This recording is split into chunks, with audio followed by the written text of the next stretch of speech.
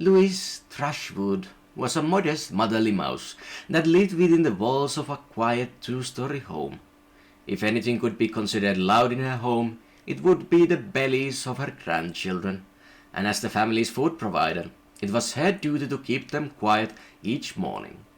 Before the sunrise, she would make her way to the house's kitchen to gather crumbs, drippings, and other scraps that had been carelessly left behind by the house's larger residents. This was the Thrushwood way, to take only what was left behind while no one was around to care. The most reward with the smallest risk.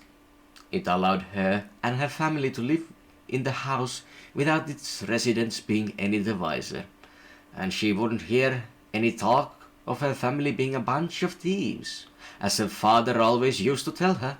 It's not stealing if no one wants it. Louise had never encountered any of the house's giants, but she knew they were fond of midnight snacking and less fond of cleaning up after themselves.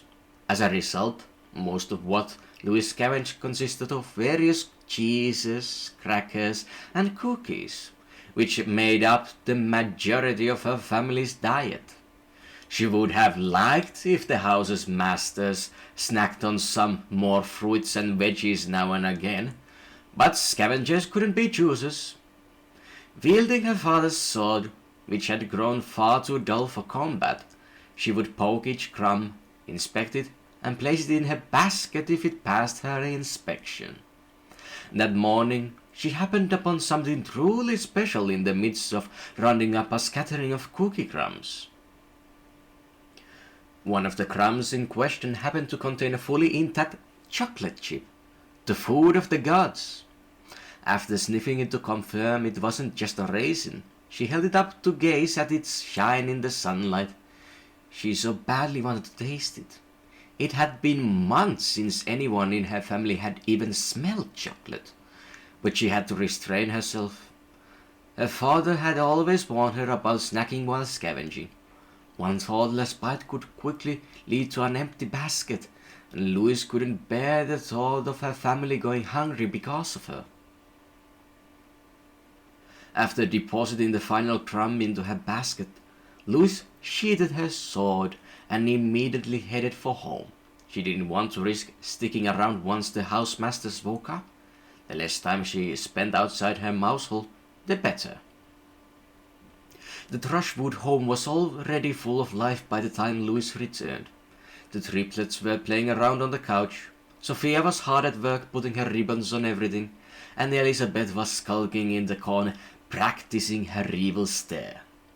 Louise's grandkids all threw out a warm welcome upon their grandmother's arrival, though Louise's own kids were a little preoccupied. Adam and Abigail were still sleeping like a rock and a log, respectively, acting as additional props for Sophia's decorations. Meanwhile, Morgan was already doing the prep work for breakfast. She never was one to take it easy. Louise wanted to keep the little surprise she had found that morning a secret, especially from Morgan. It was difficult enough to convince her to feed her kids the cookie crumbs she scavenged, but Louise understood it was the Morgan's job as the mother to be a stick in the mud.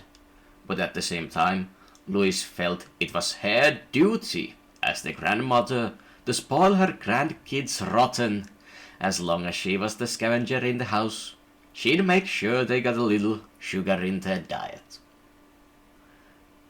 Louise did wonder how much longer that would be, though. More and more, Morgan had been hinting that Louise considered retiring her role as the family's scavenger. Louise was already in her mid-50s, and her vision wasn't exactly as sharp as it used to be. Louise could see her point, but every time she thought about hanging up her cape, she remembered the smiling faces of her little ones. Every morning she brought in a basket of goodies. It made her feel like she was doing her part, like she was a precious member of the family that couldn't be forgotten like her father was. She had a role to play, and she was the best to play it.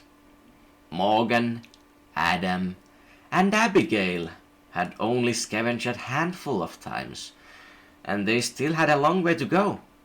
Morgan was far too cautious and couldn't find enough crumbs to fill her basket.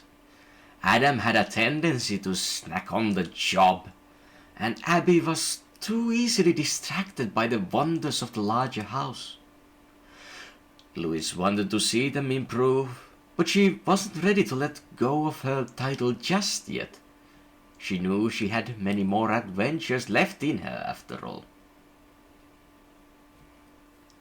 As lively as the Thrushwood household could become, nothing turned it on quite like mealtime.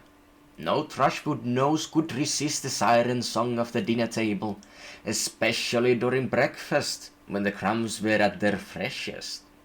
Even the most tasteless of saltiness burst with flavor when placed on a plate with a sprinkle of grandmotherly love. Unlike the patrons of the larger house, they would not leave one crumb behind. Dropped food would be eaten off the floor without hesitation. To do otherwise would be hypocritical. Louise had melted down the chocolate chip to use as a topping to the cheese, cracker, and cookie crumbs she'd scavenged that morning. She played the role of the chocolate fairy, sprinkling a little touch of heaven onto each of the plates. When it came to Morgan's kids, however, it didn't take much in the tank to get their engines running. Davy grabbed his ball from the living room to toss it around. Sophia started biting at her food face first like a wild animal, and Abigail suddenly found it difficult to resist teasing her twin brother.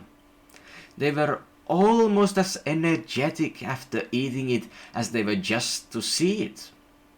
Even picky little Elizabeth had a chance of joining the clean plate club with a chocolate on the table. Louise couldn't begin to measure her joy at seeing the table so alive. Morgan, on the other hand, was on full damage control, striving to quell the storm that was brewing as a result of combining her kids and sugar. She never understood why her mother enjoyed causing such a chaos. As she attempted to wipe the chocolate off a jittering Sophia's face, Dave threw his ball a little too hard, knocking over Douglas's glasses and flying back into the living room. Dirk was naturally upset with this maneuver, as it was actually his ball, and he didn't like the looks of where it was flying. Morgan chastised Davy for playing around at the dinner table, failing to notice just where the ball was heading.